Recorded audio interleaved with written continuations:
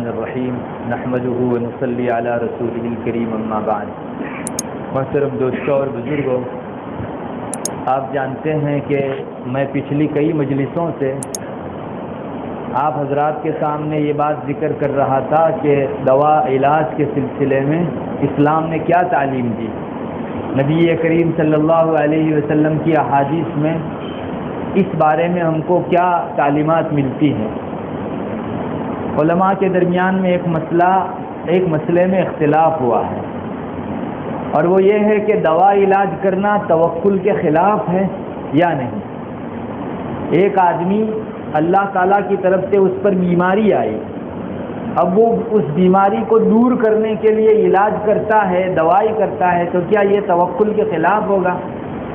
دونوں طرف علماء گئے ہیں، اور علماء میں باقاعدہ اس سلسلے میں اختلاف کتابوں کے اندر لکھا ہوا ہے۔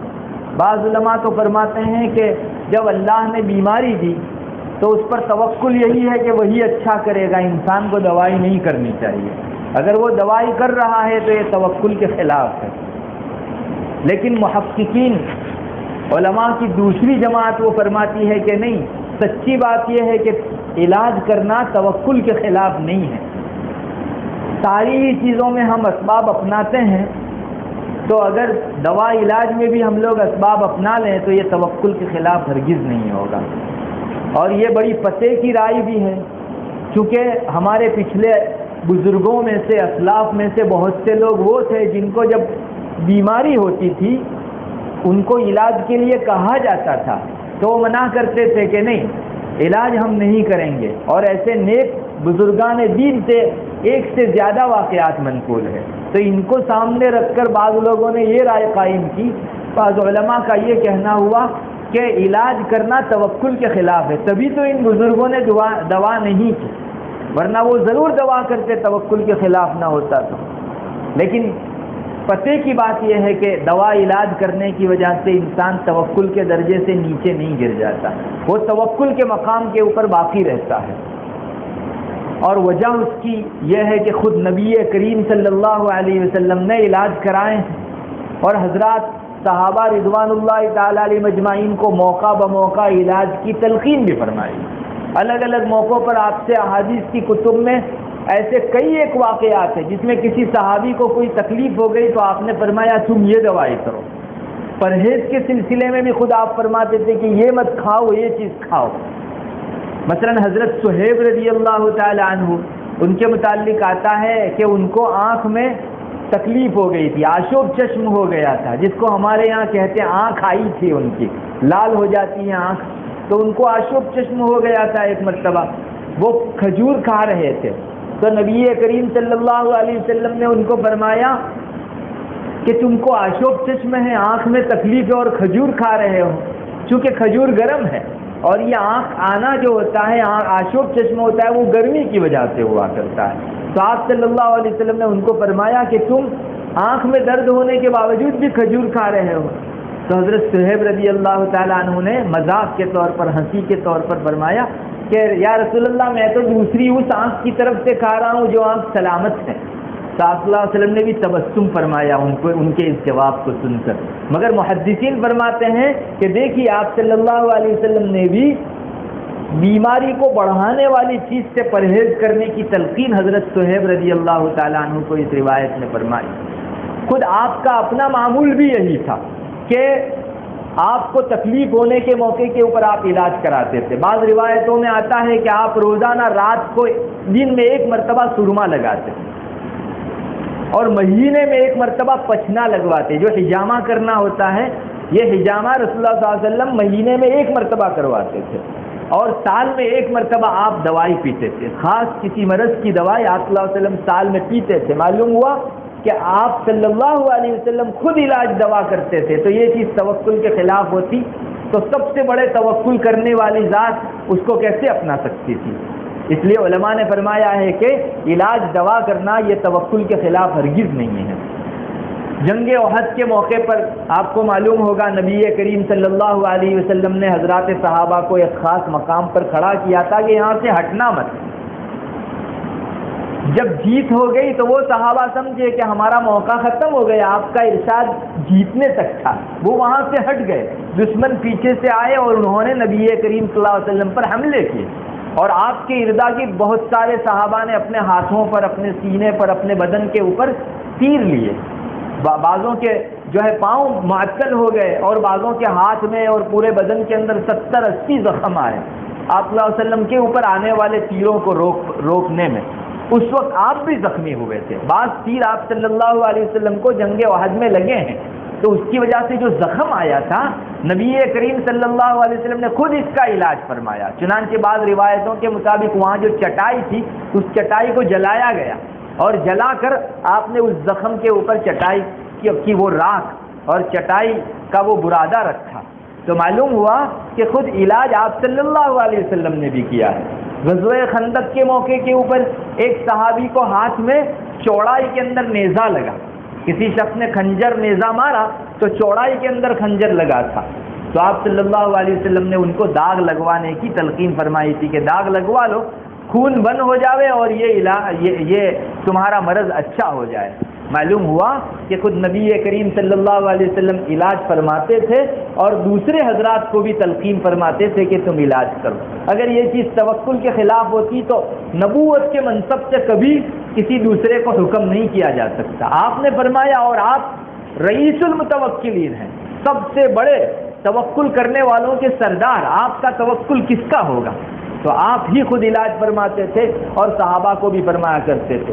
پچھلے حضرات انبیاء علیہ السلام کے متعلق بھی اسرائیلی روایتوں میں چیزیں ملتی ہے۔ امام غزالی رحمۃ اللہ علیہ نے فرمایا کہ ایک جگہ اسرائیلیات میں لکھا ہوا ہے کہ حضرت موسیٰ علیہ نبینا علیہ السلام بہت بیمار ہوئے اور ان کی بیماری بڑھتی چلی گئی، ان کی قوم ان کے پاس آئی اور کہنے لگی کہ حضرت آپ علاج فرما لیتے، ہمارے پاس فلاں دوائی موجود ہے، اس کے ذریعے سے آپ علاج فرما لیتے تو اچھا ہوتا۔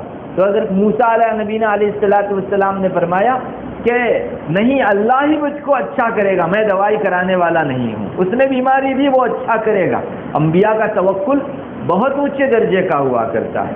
پھر بھی یہ بیماری بڑھتی چلی گئی، قوم واپس آئی اور آ کر کہا کہ حضرت ہمارے پاس اس کا سچوٹ اور مجرد علاج ہے کہ جس کو قوم کے کسی آدمی نے جب بھی کیا ہے وہ اچھا ہی ہوا ہے، تو آپ بھی فرما لیں اس علاج کو۔ حضرت موسیٰ علیہ نبینا علیہ السلام نے فرمایا کہ نہیں، میں علاج کرانے والا نہیں ہوں، اللہ پر توکل۔ اللہ تعالیٰ نے حضرت موسیٰ علیہ نبینا علیہ السلام پر وحی بھیجی کہ میں تم کو تب تک اچھا کرنے والا نہیں ہوں جب تک تم ان کی بتائی ہوئی اس دوا کو استعمال نہ کرو۔ چنانچہ حضرت موسیٰ علیہ نبینا علیہ السلام نے اپنی قوم کو بلایا اور کہا کہ اچھا وہ کیا دوائی بیان کر رہے تھے تم، کرو اس سے میرا علاج۔ چنانچہ اس سے علاج کیا گیا اور حضرت موسیٰ علیہ السلام کو شفا ہوئی، تو ان کے دل میں کچھ خلش سی رہ گئی کہ اللہ تعالیٰ پر توکل کے مقابلے میں اللہ تعالیٰ نے اس جگہ خاص مصلحت سے مجھ کو دوائی کا حکم دیا ہے، تو وہ مصلحت کیا ہوگی؟ اللہ تعالیٰ نے وحی بھیجی حضرت موسیٰ علیہ نبینا علیہ السلام کے اوپر، جس کا خلاصہ کچھ اس طرح سے ہے کہ موسیٰ کیا تم میری دوائی میں رکھی ہوئی حکمت کو ٹالنا چاہتے تھے؟ یعنی دوائی میں میرے علاوہ اور کون تاثیر رکھتا ہے؟ تو دوائی بھی استعمال کرتے تو کسی اور کے بھروسے پر نہیں کرتے، میرے بھروسے پر کرتے، اور تم بشر ہو اور اسباب کے اپنانے کے اندر انسان میں عاجزی آتی ہے کہ اللہ میں تو عاجز ہوں، تیرے اسباب استعمال کر کے تو اس میں شفا اور تاثیر رکھ دے تاکہ میں اچھا ہو جاؤں۔ اس طرح کی اصلاح حضرات انبیاء علیہ السلام کی بھی موقع بموقع ہوگی۔ دیکھیے اس واقعے سے پتہ چلتا ہے کہ اللہ تعالیٰ نے خود علاج کے متعلق حضرت موسیٰ علیہ السلام کو یہ فرمایا تھا کہ جب تک علاج نہیں کرو گے تب تک یہ بیماری اچھی ہونے والی نہیں ہے، اور فی الواقع علاج کرنے کے بعد ان کی بیماری اچھی ہوگی۔ اور بھی بعض انبیاء کے متعلق آتا ہے کہ انہوں نے اللہ تعالیٰ کے حضور یہ دعا کی کہ اللہ میں فلاں مرض کا شکار ہو گیا ہوں، بیمار ہو گیا ہوں۔ اللہ تعالیٰ نے ان کو انڈا کھانے کے متعلق وحی فرمائی۔ بعض انبیاء کے متعلق لکھا ہے امام غزالی رحمۃ اللہ علیہ نے کہ انہوں نے اپنی کسی بیماری کی شکایت اللہ تعالیٰ کے حضور کی کہ اللہ کی مجھے اچھا کر دے، میں بیمار ہو گیا ہوں، تو اللہ تعالیٰ نے ان کو دودھ اور گوشت کھانے کے متعلق فرمایا جس سے ضعف اور کمزوری دور ہوتی ہے۔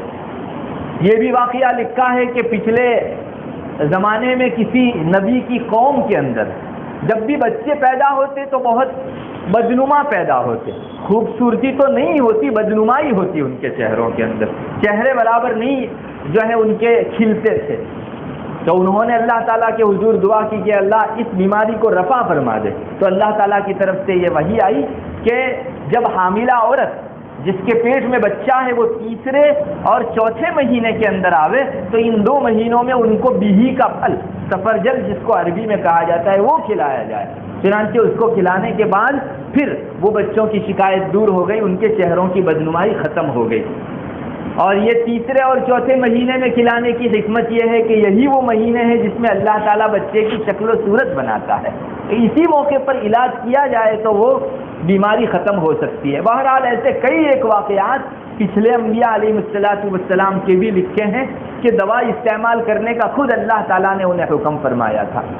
اور جو لوگ یہ کہتے ہیں کہ علاج کرنے کے اندر اللہ پر سے بھروسہ اٹھ جاتا ہے، تو اگر انسان دوائی میں تاثیر اللہ کی طرف سے سمجھے، شفا دینے والی ذات اللہ کی طرف سے سمجھے، تو دنیا کے ساری ہی چیزوں میں اسباب انسان اپناتا ہی ہے.